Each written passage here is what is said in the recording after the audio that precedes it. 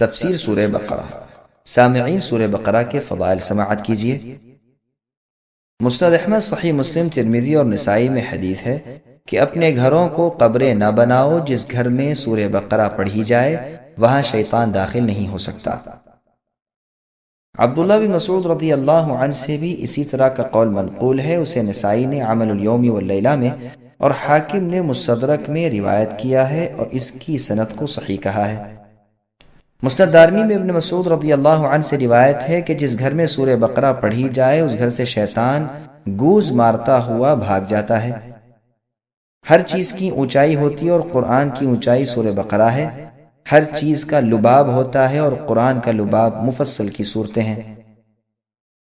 ترمذی، نسائی اور ابن ماجہ میں ہے کہ رسول اللہ صلی اللہ علیہ وسلم نے ایک چھوٹا سا لشکر ایک جگہ بھیجا اور اس کی سرداری رسول اللہ نے اس شخص کو دی جس نے کہا تھا کہ مجھے سورہ بقرہ یاد ہے۔ اس وقت ایک شریف شخص نے کہا میں بھی اسے یاد کر لیتا، لیکن مجھے ڈر لگا کہ ایسا نہ ہو میں اس پر عمل نہ کر سکوں۔ رسول اللہ نے فرمایا قرآن سیکھو، قرآن کو پڑھو۔ جو شخص اسے سیکھتا ہے، پڑھتا ہے، پھر اس پر عمل بھی کرتا ہے، اس کی مثال ایسی ہے جیسے مشک بھرا ہوا برتن جس کی خوشبو ہر طرف مہک رہی ہے۔ اسے سیکھ کر سو جانے والے کی مثال اس برتن کی سی ہے جس میں مشک تو بھرا ہوا ہے لیکن اوپر سے منہ بند کر دیا گیا ہے۔ امام ترمذی اسے حسن کہتے ہیں۔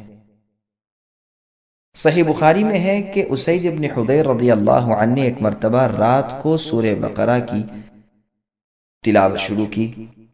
ان کا گھوڑا جو ان کے پاس ہی بندھا ہوا تھا اس نے اچھلنا کودنا بدکنا شروع کیا۔ انہوں نے قرات چھوڑ دی، گھوڑا بھی سیدھا ہو گیا۔ انہوں نے پھر پڑھنا شروع کیا، گھوڑے نے بھی بدکنا شروع کیا۔ انہوں نے پھر پڑھنا موقوف کیا، گھوڑا بھی ٹھیک ٹھاک ہو گیا۔ تیسری مرتبہ بھی یہی ہوا۔ چونکہ ان کے صاحبزادے یحییٰ گھوڑے کے پاس ہی لیٹے ہوئے تھے، اس لیے ڈر محسوس ہوا کہ کہیں بچے کو چوٹ نہ آئے۔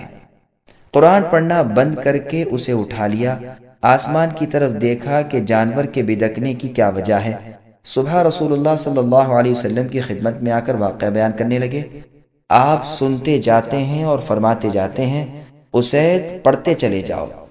اسید رضی اللہ عنہ نے کہا اللہ کے رسول، تیسری مرتبہ کے بعد تو یحییٰ کی وجہ سے میں نے پڑھنا بالکل بند کر دیا۔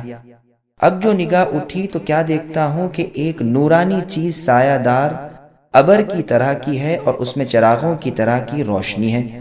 بس میرے دیکھتے ہی دیکھتے وہ اوپر کوڑ گئی۔ رسول اللہ نے فرمایا جانتے ہو یہ کیا چیز تھی؟ یہ فرشتے تھے جو تمہاری آواز کو سن کر قریب آ گئے تھے۔ اگر تم پڑھنا موقوف نہ کرتے تو وہ صبح تک یوں ہی رہتے اور ہر شخص انہیں دیکھ لیتا، کسی سے نہ چھپتے۔ یہ حدیث کئی کتابوں میں کئی سندوں کے ساتھ موجود ہے، واللہ اعلم۔ سورہ بقرہ اور سورہ آل عمران دونوں کی مشترکہ فضیلت۔ نبی صلی اللہ علیہ وسلم فرماتے ہیں سورہ بقرہ سیکھو اور اس کا حاصل کرنا برکت ہے اور اس کا چھوڑنا حسرت ہے، جادوگر اس کی طاقت نہیں رکھتے۔ پھر کچھ دیر چپ رہنے کے بعد فرمایا سورہ بقرہ اور آل عمران سیکھو، یہ دونوں نورانی صورتیں ہیں، اپنے پڑھنے والے پر سائبان یا بادل یا پرندوں کے جھنڈ کی طرح قیامت کے روز سایہ کریں گی۔ قرآن پڑھنے والا جب قبر سے اٹھے گا تو دیکھے گا کہ ایک نوجوان نورانی چہرے والا شخص اس کے پاس کھڑا ہوا کہتا ہے کہ کیا آپ مجھے پہچانتے ہیں؟ یہ کہے گا نہیں، تو وہ جواب دے گا کہ میں قرآن ہوں، یعنی تمہاری قرآن کی تلاوت کرنے کا عمل ہوں، جس نے دنوں کو تمہیں بھوکا پیاسا رکھا تھا اور راتوں کو بسترے سے دور بیدار رکھا تھا، یعنی تہجد میں۔ ہر تاجر اپنی تجارت کے پیچھے ہے، لیکن آج سب تجارتیں تیرے پیچھے ہیں۔ اب اسے ملک داہنے ہاتھ میں دیا جائے گا اور ہمیشگی بائیں ہاتھ میں۔ اس کے سر پر وقار و عزت کا تاج رکھا جائے گا۔ اس کے ماں باپ کو دو ایسے عمدہ قیمتی حلے پہنائے جائیں گے کہ ساری دنیا بھی اس کی قیمت کے سامنے ہیچ ہو۔ وہ حیران ہو کر کہیں گے کہ آخر اس رحم و کرم کی، اس انعام و اکرام کی کیا وجہ ہے؟ تو انہیں جواب دیا جائے گا کہ تمہارے بچے کی قرآن خوانی کی وجہ سے تم پر یہ نعمت انعام کی گئی۔ پھر اسے کہا جائے گا، یعنی قرآن کے پڑھنے والے سے، پڑھتا جا اور جنت کے درجے چڑھتا جا۔ چنانچہ وہ پڑھتا جائے گا اور درجے چڑھتا جائے گا، خواہ ترتیل سے پڑھے یا خواہ بے ترتیل کے۔ یہ روایت مسند احمد نیز سنن دارمی میں ہے۔ امام ابن ماجہ نے بھی اپنی کتاب السنن میں اس حدیث کا بعض حصہ روایت کیا ہے۔ اس کی اسناد حسن ہے اور شرط مسلم پر ہے۔ اس کے راوی بشر ابن ماجہ سے امام مسلم رحمہ اللہ بھی روایت لیتے ہیں اور امام ابن معین رحمۃ اللہ علیہ اسے ثقہ کہتے ہیں۔ نسائی رحمۃ اللہ علیہ کا قول ہے کہ اس میں کوئی حرج نہیں۔ ہاں امام احمد اسے منکر الحدیث بتلاتے ہیں اور فرماتے ہیں میں نے تلاش کی تو دیکھا کہ وہ عجیب عجب احادیث لاتا ہے۔ امام بخاری کا فیصلہ ہے کہ اس کی احادیث لکھی جاتی ہیں لیکن دلیل نہیں پکڑی جا سکتی۔ ابن عدی رحمۃ اللہ علیہ کا قول ہے کہ ان کی ایسی روایتیں بھی ہیں جن کی مطابقت نہیں کی جاتی۔ دارقطنی رحمۃ اللہ علیہ فرماتے ہیں یہ قوی نہیں ہے۔ میں کہتا ہوں کہ اس کی اس روایت میں بعض مضمون دوسری سندوں سے بھی آئے ہیں۔ مسند احمد میں ہے قرآن پڑھا کرو، یہ اپنے پڑھنے والوں کی قیامت کے دن شفاعت کرے گا۔ 2 نورانی صورتوں بقرہ اور آل عمران کو پڑھتے رہا کرو، یہ دونوں قیامت کے دن اس طرح آئیں گی کہ گویا 2 سائبان ہیں یا 2 ابر ہیں یا پر کھولے پرندوں کی 2 جماعتیں ہیں، اپنے پڑھنے والوں کی طرف سے رب تعالیٰ سے سفارش کریں گی۔ پھر رسول اللہ صلی اللہ علیہ وسلم نے فرمایا سورہ بقرہ پڑھا کرو، اس کا لینا برکت ہے اور چھوڑنا حسرت ہے، اس کی طاقت باطل والوں کو نہیں۔ صحیح مسلم میں بھی حدیث ہے۔ مسند احمد کی ایک اور حدیث میں ہے قرآن اور قرآن پڑھنے والوں کو قیامت کے دن بلوایا جائے گا، آگے آگے سورہ بقرہ اور سورہ آل عمران ہوں گے، بادل کی طرح یا سائے اور سائبان کی طرح یا پر کھولے پرندوں کے جھرمٹ کی طرح، یہ دونوں پروردگار سے ڈٹ کر سفارش کریں گی۔ مسلم و ترمذی میں بھی یہ حدیث ہے۔ امام ترمذی رحمۃ اللہ علیہ اسے حسن غریب کہتے ہیں۔ ایک شخص نے اپنی نماز میں سورہ بقرہ اور سورہ آل عمران پڑھی۔ اس کے فارغ ہونے کے بعد کعب رحمۃ اللہ علیہ نے فرمایا اللہ کی قسم جس کے ہاتھ میں میری جان ہے، ان میں اللہ کا وہ نام ہے کہ اس نام کے ساتھ جب کبھی اسے پکارا جائے وہ قبول فرماتے ہیں۔ اب اس شخص نے کعب رحمہ اللہ سے عرض کی کہ مجھے بتائیے کہ وہ نام کون سا ہے۔ کعب رحمہ اللہ نے اس سے انکار کیا اور فرمایا اگر میں بتا دوں تو خوف ہے کہ کہیں تم اس نام کی برکت سے ایسی دعا نہ مانگ لو جو میری اور تمہاری ہلاکت کا سبب بن جائے۔ ابو امامہ رضی اللہ عنہ فرماتے ہیں تمہارے کسی ایک بھائی کو خواب میں دکھایا گیا کہ گویا لوگ ایک بلند و بالا پہاڑ پر چڑھ رہے ہیں، پہاڑ کی چوٹی پر 2 سبز درخت ہیں اور ان میں سے آوازیں آ رہی ہیں کہ کیا تم میں سے کوئی سورہ بقرہ کا پڑھنے والا ہے؟ کیا تم میں کوئی سورہ آل عمران پڑھنے والا ہے؟ جب کوئی کہتا ہے کہ ہاں تو وہ دونوں درخت اپنے پھلوں سمیت اس کی طرف جھک آتے ہیں اور یہ اس کی شاخوں پر بیٹھ جاتا ہے اور وہ اسے اوپر اٹھا لیتے ہیں۔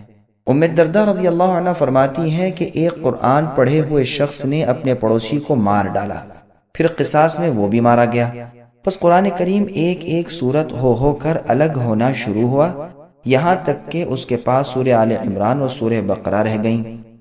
ایک جمعے کے بعد سورہ آل عمران بھی چلی گئی، پھر ایک جمعہ اور گزرا تو آواز آئی کہ میری باتیں نہیں بدلا کرتی اور میں اپنے بندوں پر ظلم نہیں کرتا، چنانچہ مبارک سورت یعنی سورہ بقرہ بھی اس سے الگ ہو گئی۔ مطلب یہ ہے کہ یہ دونوں صورتیں اس کی طرف سے بلاؤں اور عذابوں کی آڑ بنی رہیں اور اس کی قبر میں اس کی دلجوئی کرتی رہیں، اور سب سے آخر بوجہ اس کے گناہوں کی زیادتی کے ان کی سفارش بھی نہ چلی۔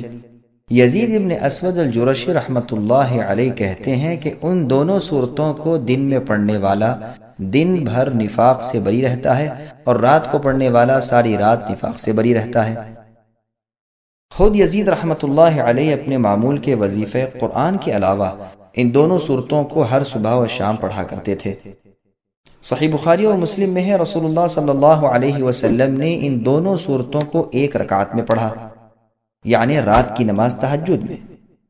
7 بڑی صورتوں کی فضیلت۔ مسند احمد کی ایک حدیث میں ہے جو شخص ان 7 صورتوں کو حاصل کر لے وہ بہت بڑا عالم ہے۔ مسند احمد میں بھی یہ روایت ہے ایک مرتبہ رسول صلی اللہ علیہ وسلم نے ایک لشکر بھیجا اور ان کا امیر انہیں بنایا جنہیں سورہ بقرہ یاد تھی، حالانکہ وہ ان سب سے چھوٹی عمر کے تھے۔ سعید بن جبیر رحمۃ اللہ علیہ تو وَلَقَدْ آتَيْنَاكَ سَبْعًا مِّنَ الْمَثَانِي کی تفسیر میں بھی فرماتے ہیں کہ اس سے مراد یہی 7 صورتیں ہیں، یعنی سورہ بقرہ، سورہ آل عمران، سورہ نساء، سورہ مائدہ، سورہ انعام، سورہ اعراف اور سورہ یونس۔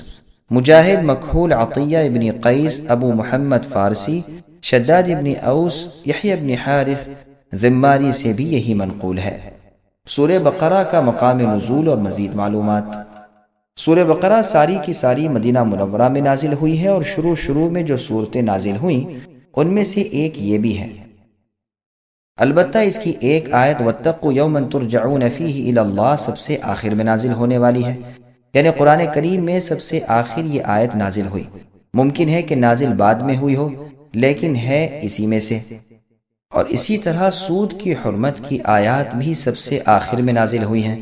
خالد ابن معدان رضی اللہ عنہ سورہ بقرہ کو فسطاط القرآن یعنی قرآن کا خیمہ کہا کرتے تھے۔ بعض علماء کا فرمان ہے کہ اس میں 1000 خبریں ہیں اور 1000 احکام ہیں اور 1000 کاموں سے ممانعت ہے۔ اس کی آیات 287 ہیں، اس کے کلمات 6221 ہیں، اس کے حروف 25,500 ہیں۔ واللہ اعلم۔ ابن عباس رضی اللہ عنہما فرماتے ہیں یہ سورت مدنی ہے۔ عبداللہ بن زبیر رضی اللہ عنہما اور زید بن ثابت رضی اللہ عنہ اور بہت سے علماء اور مفسرین سے بھی بلا اختلاف یہی مروی ہے۔ صحیح بخاری اور مسلم میں ابن مسعود رضی اللہ عنہ سے روایت ہے کہ انہوں نے بطن وادی سے شیطان پر کنکر پھینکے۔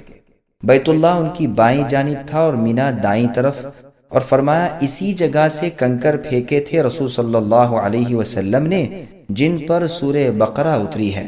گو اس حدیث سے صاف ثابت ہو گیا کہ سورہ بقرہ وغیرہ کہنا جائز ہے، اور اس کے خلاف جو روایات ہیں وہ سندن ضعیف ہیں، وہ سندن ضعیف ہیں، وہ سندن ضعیف ہیں، وہ سندن ضعیف ہیں، وہ سندن ضعیف ہیں، وہ سند۔ سبسکرائب کیجئے ہمارے چینل اور دبائیے بیل کا آئیکن تاکہ آپ کو ریگولر نوٹیفیکیشن اپڈیٹس مل سکے۔